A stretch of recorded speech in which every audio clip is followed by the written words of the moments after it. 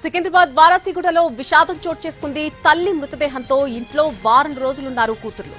కొన్ని రోజుల క్రితం అనారోగ్యంతో తల్లి మృతి చెందింది. దహన సంస్కారాలకు డబ్బులు లేకపోవడంతో కూతుర్లు ఇంట్లోనే ఉంచేస్తున్నారు. దుర్వాసన రావడంతో పోలీసులకు సమాచారం ఇచ్చారు స్థానికులు.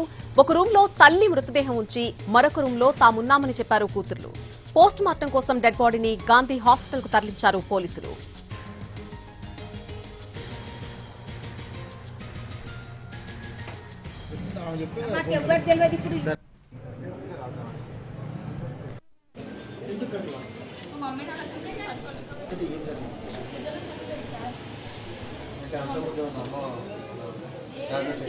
ఏమీ